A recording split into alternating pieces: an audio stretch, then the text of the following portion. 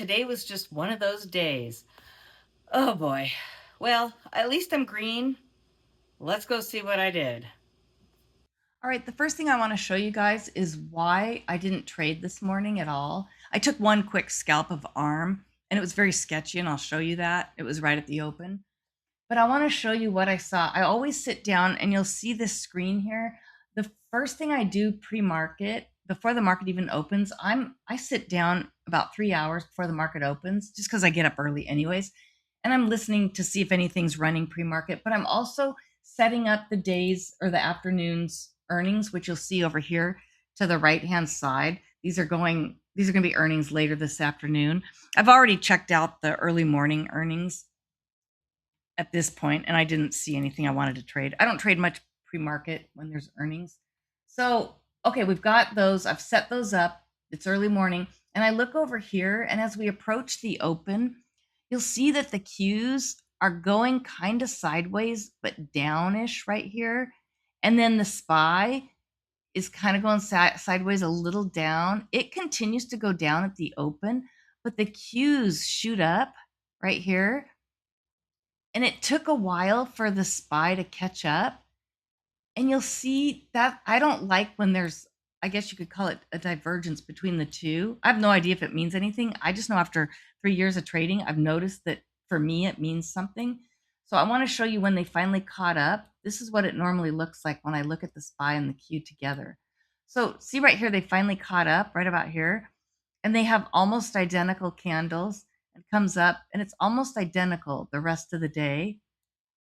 So right at the open, when I see that happen, and then I look over at my normal batch of stocks that I like to trade, and they're not really aligning with either one. Like some are going up, some are going down. I've since changed these to show earnings for this afternoon, but they're normally in the morning, it was set to my normal basket of stocks that I like to trade. And some things were going up, some going down. It was chaos. There was no rhythm to the market for me this morning, the way I look at it and the way I perceive it. So right there, I just decided to sit on my hands and really just contemplate what's going on. Nvidia was the one that had instantly had news that wasn't positive. It was actually negative, and it shot up. And that made me think, no, I don't even want to trade it. And I normally trade Nvidia almost every day. Now it did, if I take Nvidia up here in this top area and I show you what it's been doing here this morning, you'll see that it actually ended up having a nice range, but I just didn't trust it. And I normally see, you could take it long, short, long, short. This was a great range. But because the news was not that great at the moment when I was sitting there, I just decided not to trade it. Now, just recently at Power Hour, it did have some good news, but it didn't move much on that news. So I didn't even bother trading that OpenAI. Or sorry, not OpenAI, but Nvidia's half a $500 million bet on fiber optics, whatever that was. It didn't move much, so I just didn't even trade it. I'll show you now. I'll switch screens and I'll show you the first trade I took. And as I'm recording this, it might be my only trade. So I'll show you that now. And it was just one quick trade in ARM. And then I'm going to show you why I do not hold earnings overnight. This ARM trade is the perfect example. And I'll show you the chart setup and where I had a level from yesterday. And it's why no matter how good the earnings are, I do not hold overnight. All right, let's go take a look at that. Now back to my regular trading screen. So you'll see here, ARM, this is pre-market, this grayish area. And then right when the market opens, you get, these are the whole and half dollars that just automatically populate on my screen. And if you want that indicator, it actually comes in really handy when you're trading large caps, because a lot of times, look right here, it hits it to a T. They just hit, look at this right here, it hits whole and half dollar. Well, my eyeballs can't see, put a line through there. So I just use that. And that comes from Day Trading for Success. And he's on YouTube. So what I saw here was, I'm going to take you right here down below here in the middle. You'll see this 15-minute chart. So this was after hours yesterday for ARM. Remember, they had earnings and I traded that.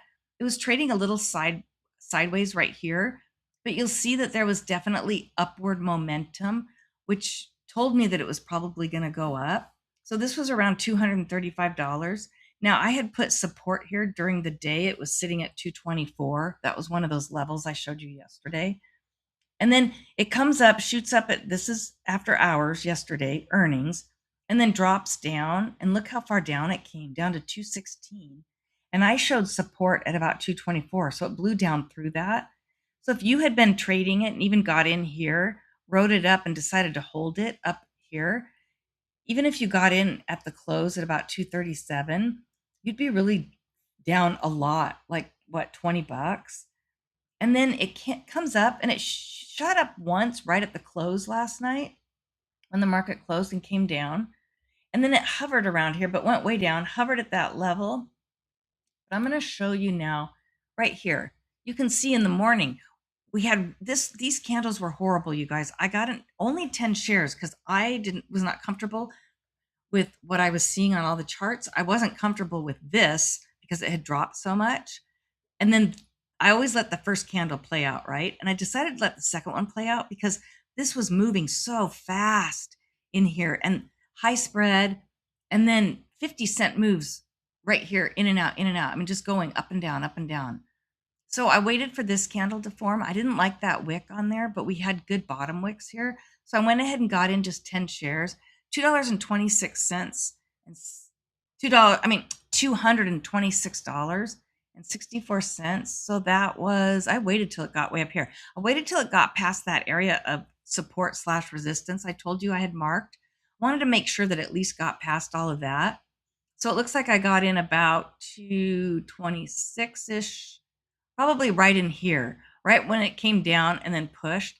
And I immediately, well, I got in on this candle. So it was down about here. Comes up, it goes up again, and I got out. And it wasn't for much. It was only $19. I got it at 228, right about right here. I got out. And I had just seen it come down. I said, forget it. The spread was high. We still kicked up here, but we really pushed down. And look, this is why I don't want to hold these. And they had good earnings. And remember last or earlier in the week when AMD announced and they shot up, and the next day they shot up and they kept shooting up. And then look right here. These analysts were coming out with price targets that were really good, 202, 260. So, and they were raising price targets. So I just said, forget it. I'm walking away from that. That's good enough. 10 shares. I kept it really safe.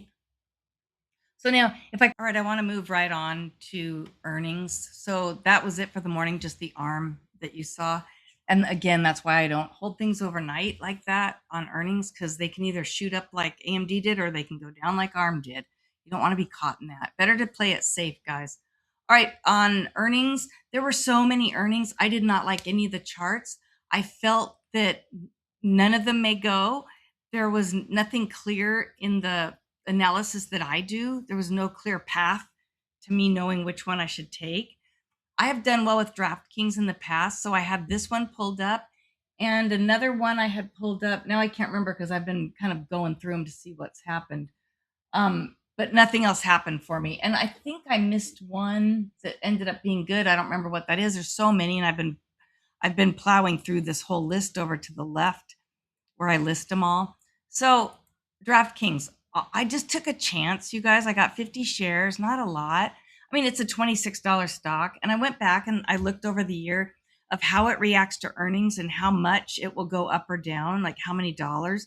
And it was such a small amount. I just did 50 bucks or 50 shares just to take something at earnings. So it had pulled up here right towards the end and it was holding pretty good right here.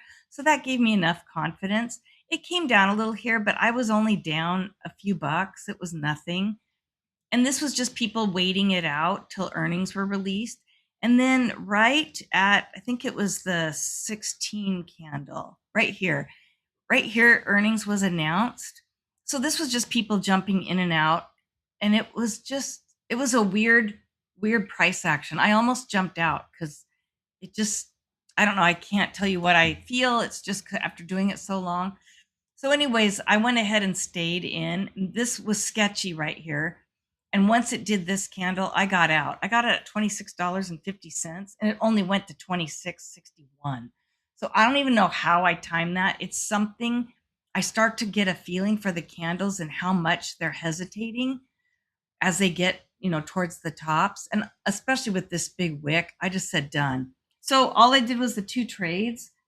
And that was a total of $82.08 for the day. I may not trade tomorrow. I don't trade a lot on Fridays, so I may just call it a 3-day weekend. We'll see if there's any news in the morning. All right, guys, let me know how you did, if you did any of the earnings. I mean, there was a lot here. Texas Roadhouse, Firm, Monster. There was a ton, but I just didn't see anything. All right, guys, we'll talk to you tomorrow.